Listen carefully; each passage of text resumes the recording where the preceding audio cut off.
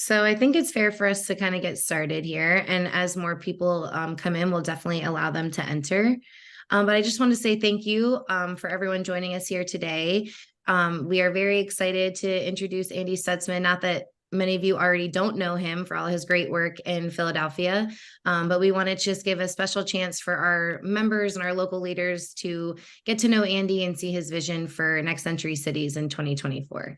So without further ado, I will hand it off to Andy and allow him to introduce himself. Thank you, Stacy. Yeah, some of the names I'm recognizing, the faces. This is great. I appreciate everyone coming out for this. Yeah, we can go to that the next slide here. So some folks know this about me, but some folks don't. Just give a quick background on myself. So I come from the technology field. So as you probably noticed, Francelle and I are a bit different. So definitely she comes from that policy side of things, and I come from that technology side of things as well. So I've been working at in higher education for the last almost 30 years, and really in IT, everything from desktop support to project management, web and app development, enterprise systems, all those things.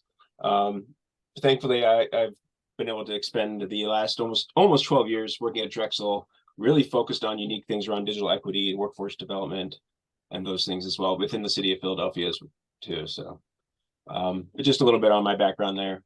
We can go to the next slide there.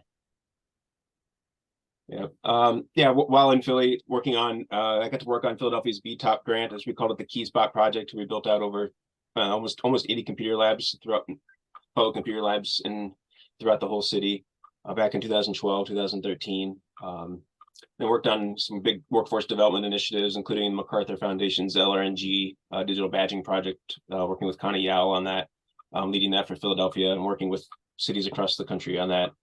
There's also the volunteered and then co-chaired the Technology Learning Collaborative, our local digital equity coalition in Philly, and helped that lift up to become the nonprofit that it is today, which is great work that they're doing right now as well. And I was the board chair for a couple of years there too. And then most recently in Philly, working at Drexel University and working with the city of Philadelphia and United Way around building out digital navigator program for Drexel and West Philly, and also working with the other digital navigator programs there too. And working closely with folks at NDIA and Next Century Cities who supported me in the past in my past work as well. So yeah. And I am so glad to have such a wonderful team. Our team is just terrific. So I'm privileged to have such talent on the team, as far as senior policy councils, Corianne and Ryan doing the state and federal work, Brittany Ray doing the communications, and Stacy doing the program management and member engagement with us as well. It's just great. For anyone that knows Next Century Cities, you notice that there is a face that is missing, unfortunately, with this. As I was coming in, Brian Donahue received a position and has left us. He was our deputy director. And he is now, we get to work with him now because he is now the digital equity officer in the city of Boston. So we hope to really work closely with him and maintain that relationship with him going forward as well. But we still have a great team, and we plan to do some great things in the next year. So. And just kind of an overview of what what NCC has accomplished. Obviously, a lot of this before my time.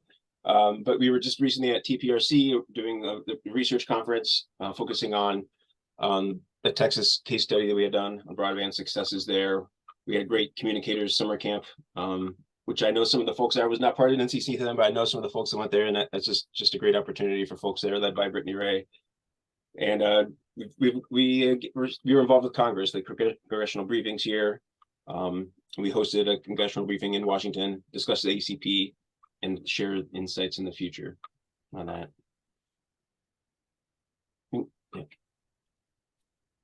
And you can see we're continuing a great policy work and just being involved at that federal level, providing testimony on digital equity, also being involved in that inclusion conference. And then we're chatting with Sarah Morris from NTIA about the BEAD program as well. So we're doing great work. We still have some things to do before the end of the year, but we're going to share a little bit what our vision is for 2024 going forward as well. So, and as well as NCC got around last year as well. So we visited, 13 different states and 25% of the US, and doing some road trips last year, really connecting with the members.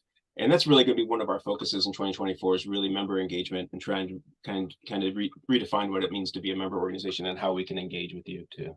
So.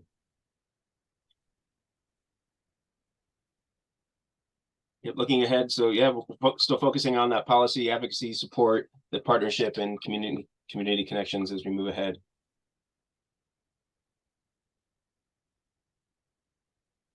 And we're continue on that policy side of things, working on that digital discrimination. Talk with some of the rules come out recently or soon this fall around redlining and digital discrimination. There's also focusing on the ACP renewal and state bead planning. Equitable funding is also a big priority of mine as well. I want to make sure that the money that is coming out of the bead and other programs is actually being spent in the communities that really need that money. So whether that's for workforce development, training, whatever that might be. And then working directly with municipalities, mapping challenges for the BEAD program, making sure that people's areas are being represented properly so that they can receive the funding that they deserve. And also not just BEAD work, but also offering letter of support and offering things on the offering, whatever kind of support you might need in your community as well. Well, if you need letters of support, if you need help writing plans for other things, talking about municipal Wi-Fi, all those kinds of things, we're there to support you as members as well.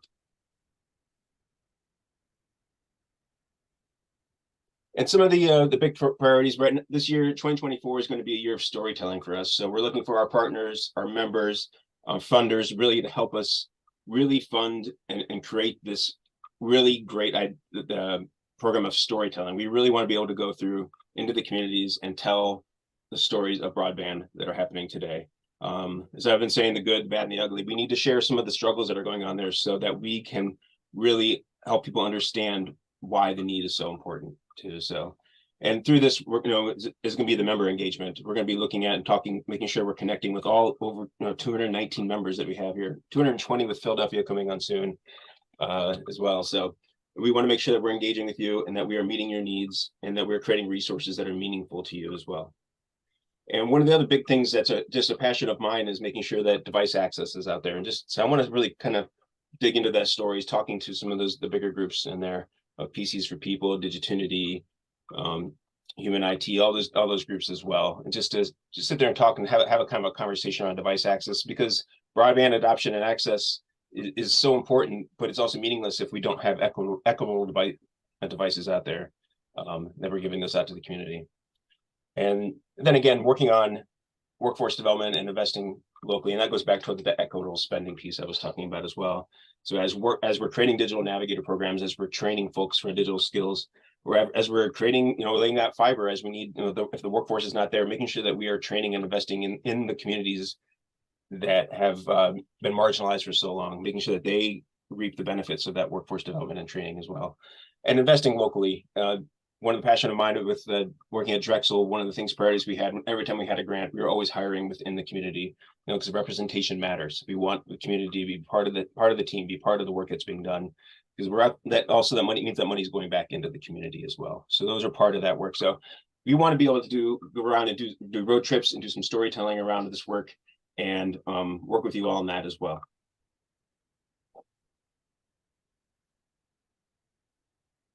So, and that blends right in. I did that segue perfectly. See, so some of the events in 2024, we want to do some big road shows out there. So we're looking for some funders and partners that want to partner up with us on that to get to certain regions of the country and really hit a bunch of folks right within 1 week, and really kind of do some storytelling with that, figure out what the needs are, showcasing some of the great work that's being done by local leaders in the areas. We also then hope to highlight some specific issues via webinars, whether that's around post-BEAD collaboration, and state and federal funding, workforce development, device access, whatever that might be, as we are kind of digging through some of these stories, and finding ways that we can actually showcase the work that's being done there. And some of that post-BEAD collaboration, some of the conversations we've had recently, especially in Pennsylvania, is also just around, like, when a rural area gets high-speed broadband, what does that mean? Are the pipes that are being built out there, are the are we creating a high enough speed that's going to meet the need there? Especially as folks might move out to more rural areas, knowing that there's high-speed access there because that's where they prefer to live. And we've seen that in areas with Kansas City, it's seen an uptick when Google Fiber was there, and some other areas in Texas we've noticed with municipal Wi-Fi where their population skyrocketed when broadband was available as well.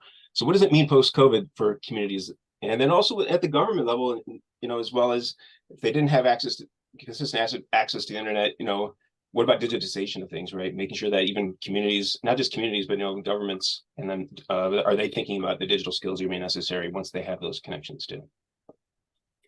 And that's going to lead up to the bipartisan tech. So as many folks may know, 2024 is our 10th year anniversary. So we started in 2014. And so this next year, we are going to be celebrating the 10th year of Next Century Cities. And we are hoping to do that by bringing back bipartisan tech at an event in April. So we will be sending out more information about that. We'll give save the date. We'll be looking for speakers on that. And we really want to connect with our program partners and funders on that too.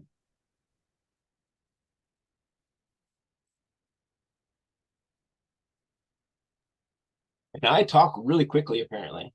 So, but I welcome any questions folks might have. I know a lot more folks came in during that time, and I appreciate with my voice. I appreciate everyone coming today, since I couldn't make it last week because I came down with COVID for the first time, and I just appreciate everyone's patience and willingness to move it for this week as well. So, yeah. Thank you, Andy. Yeah, unfortunately, we did have a little bit of a technical difficulties here in getting some people signed in. So for those of you who maybe have any questions about Andy's past background, some of the ideas and the visions that he has for 2024 for Next Century Cities, or just questions in general about your local municipality and ways that we can support, we'd love to have all those questions, provide you some answers, and even go back and kind of do some review if people would prefer.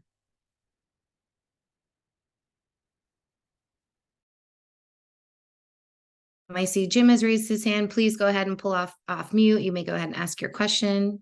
Hey, Andy, I was just interested in your perspective on advocacy, lobbying, if that's something that's you might be considering, and policy changes. And, we could talk for hours and hours about potential policy changes to move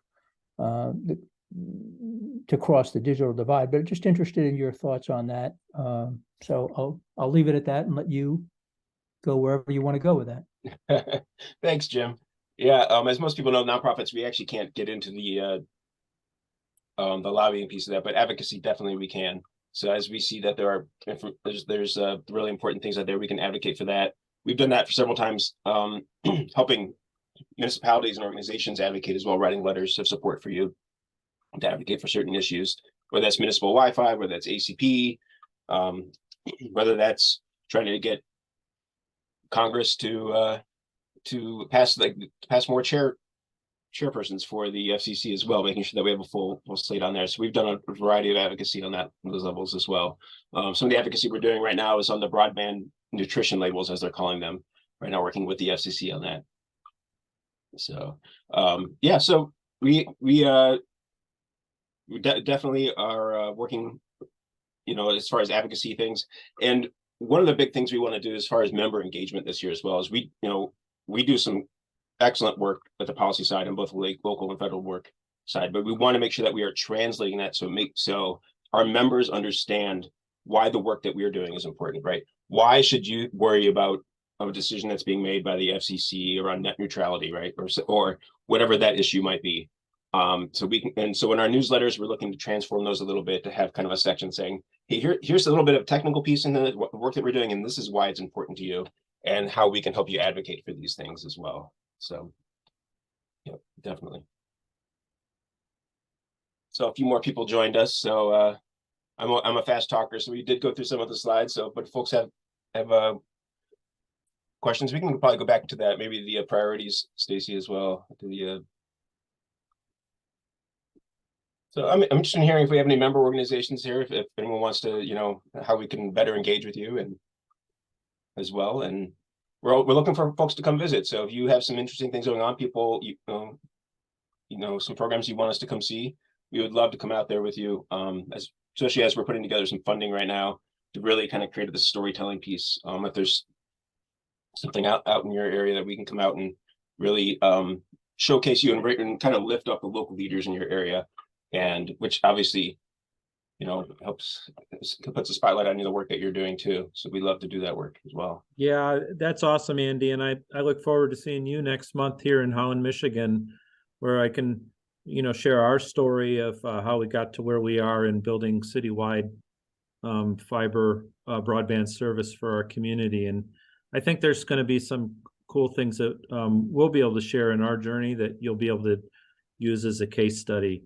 I think coming back towards what do we need help with, I think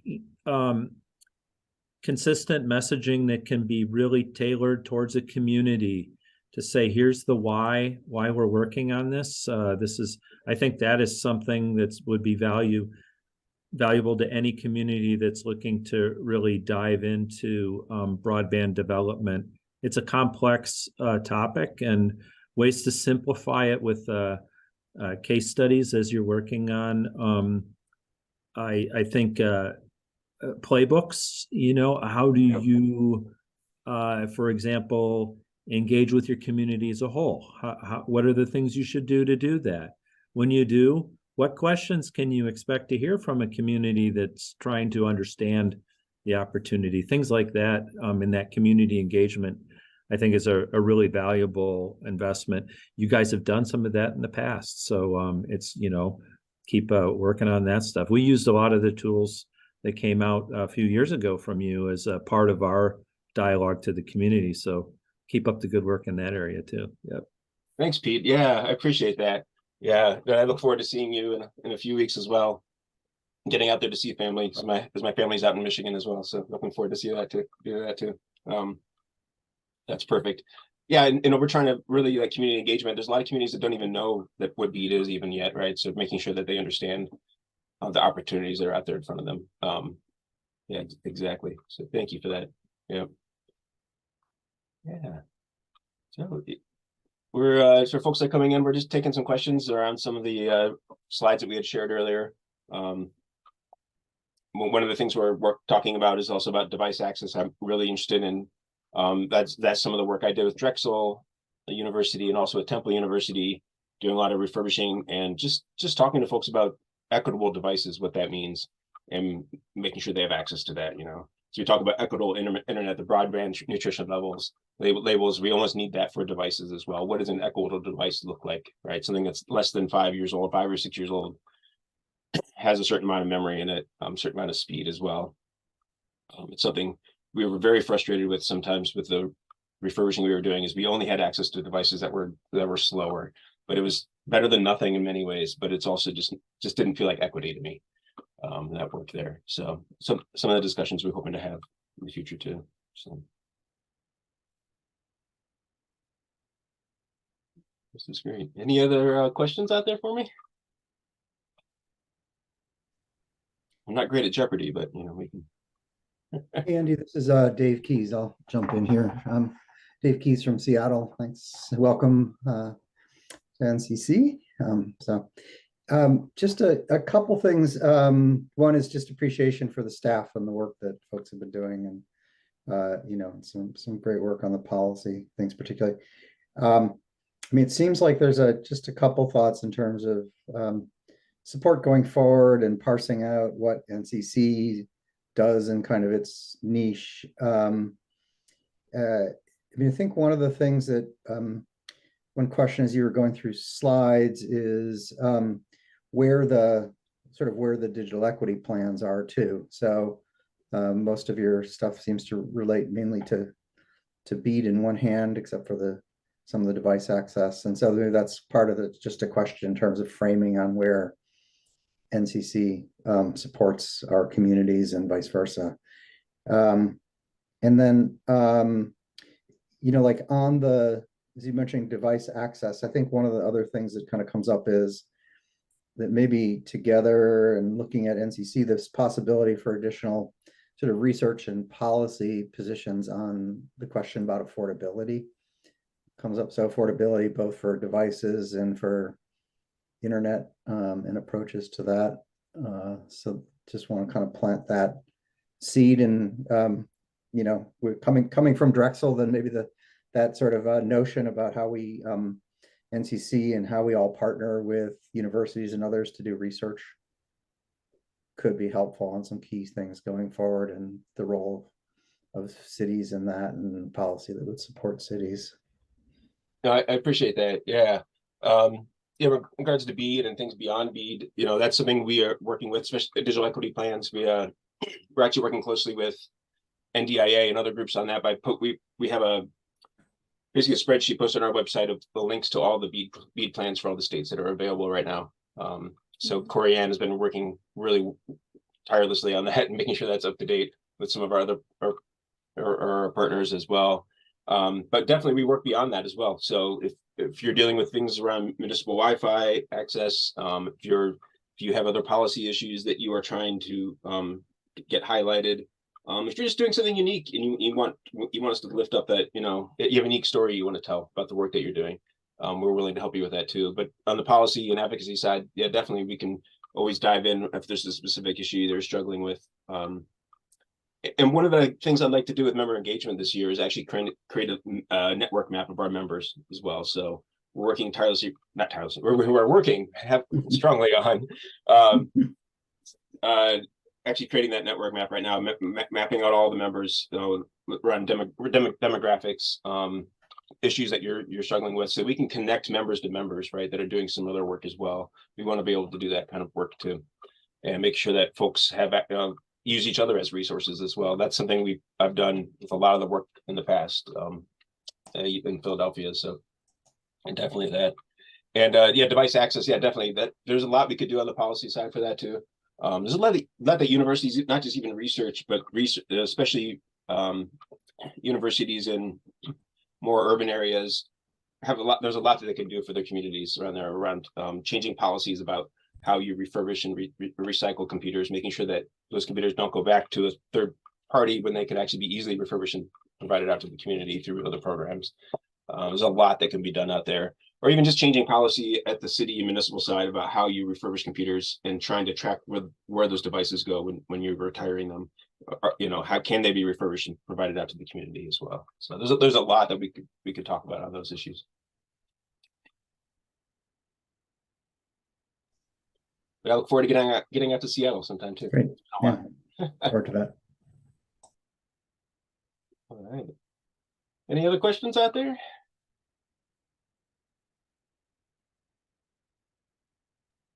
And I'm not sure if everyone saw, but Corianne was great and placed a link to the slides in the chat. You'll see that some of our slides do have links to external documents and blogs and reports that we've put together for you. And then also included in the chat is a link to the site attached to the Next Century Cities, where we're kind of keeping track of what's going on with the BEAD program. And so I just saw Catherine posted something in the chat. Device refurbishment. Yeah, thank you, Catherine. Yeah, it's definitely something we can. I'm really interested in diving into as well, since I do have a little bit of a background in that. Yeah, spent many hours during COVID in the small hospital room, former Hahnemann Hospital for Drexel University in Philly, refurbishing old desktops to give out during COVID. Some crazy times. So, yeah, this is great though. And yeah, I see Molly is on here, Molly Pond as well from Vocal. We work together closely with device hotspots and devices in Philly. I appreciate you being here too. Thank you. Yep. All right. Well, We will be posting this video on our YouTube, and we will send it out to all attendees on your email address, just so you can have the recording to go back and view some of the beginning if you weren't here to see that.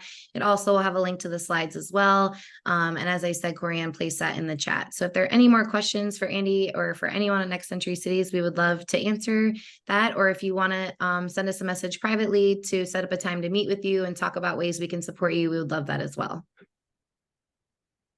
all right. Thanks to my team for helping me get ready for today, and I appreciate everyone coming out. It's great to see everyone's out there, and I appreciate you taking the time and excusing my absence from last week as well. So I look forward, and hopefully we all get to meet in person soon. And looking forward to having a Net Inclusion Conference in Philly this year as well. So hope we get to see folks out there. Absolutely. So, all right. Well, thank you, everyone. Thank you, Andy. Thanks. Thanks, Andy. Yeah. Nice to see